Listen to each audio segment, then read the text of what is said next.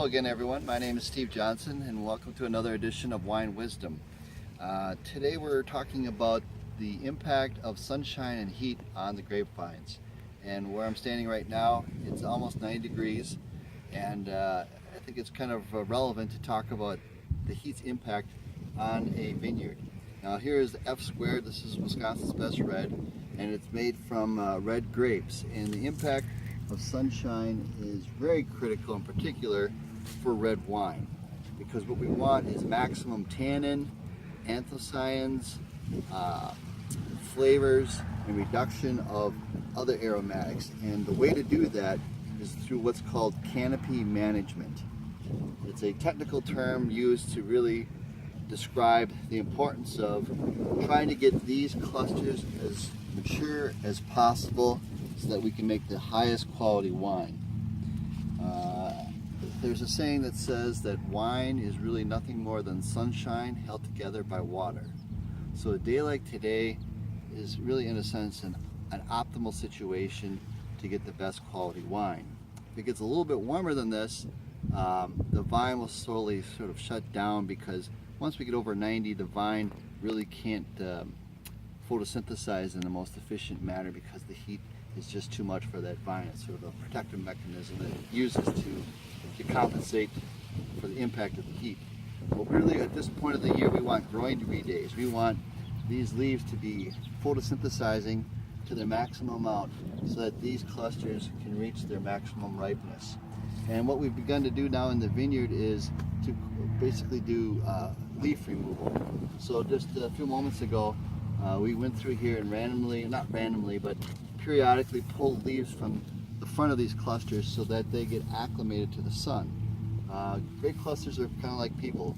If we just totally expose these to sunlight right off the bat all at once, they would get sunburned skin, which would then impact the quality of the wine.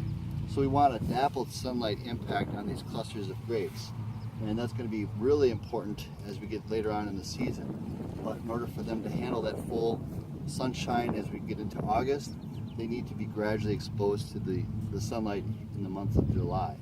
So now I'm in a few rows over from where we were, just to show you what the difference was. So these are the St. Croix grapes, and these grapes have not had leaves pulled, but the process is one of pulling the leaves like this to provide that dappled sunlight into the canopy.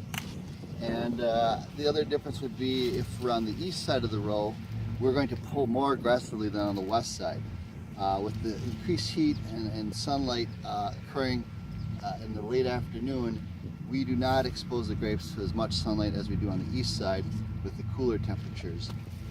So because the west side of the canopy is getting more sunlight than the east side, we provide a little bit more coverage to the grapes on the west side versus the east side.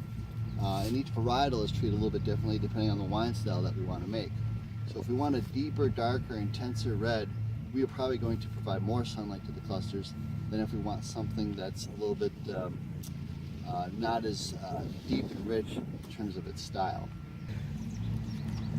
Well, now that we're done talking about the wonderful aspect of sunshine impacting the quality of the wine, I want to talk about what is the best wine to drink when it's super hot and sunny. And for me, it's bubbler or sparkler. This is Wisconsin's best wine in the latest Wisconsin wine competition. And both of these wines are made from the La Crescent grape, which you see here.